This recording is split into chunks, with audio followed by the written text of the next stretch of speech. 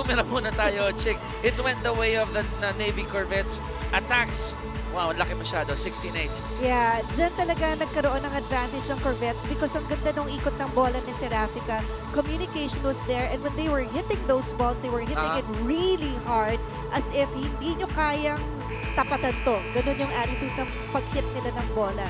And for Amy Spikers, there were just too many service errors, Yes. too many miscommunications, too many assumptions na yung kakampi ang kukuha. Alright, set number 2. Palaisipan kung kanino mapupunta yan hanggang dun sa huling na pangyayari. Versosa ending it for Amy. Sila nanalo dito 28-26. It was a different Amy Spikers that Diba? appeared in the second set. They had a lot of communication, a lot of distribution of sets. Yung errors nila medyo mataas, pero mas mababa pa rin yung kanila compared to Corvettes. Corvettes in the second set seem to, ewan ko kung anong nangyari sa kanila, pero nagkakagulo sila inside the court. Materta, setting up Lara.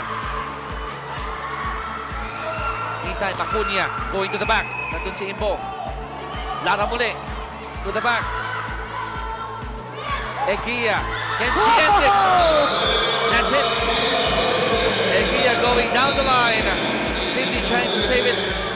Pero kinapos, 25-20. But really, after 4 sets, Standard Insurance says, okay, sorry, Amy's, but we'll get this win, 25-21, 28-26, 25-23, sealing it in number 4, 25-20. Yeah, itong Standard Insurance, they are the the veteran team and they showed their abilities and skills here.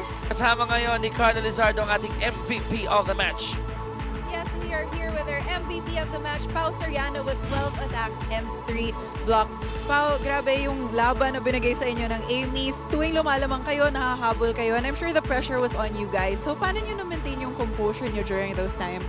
Stay focused lang kasi parang na-out of focus kami minsan, lalo pag malayo yung lamang namin. Yun lang, medyo yung immaturity nandun tayo. Thank you, Pao, and congratulations on your win.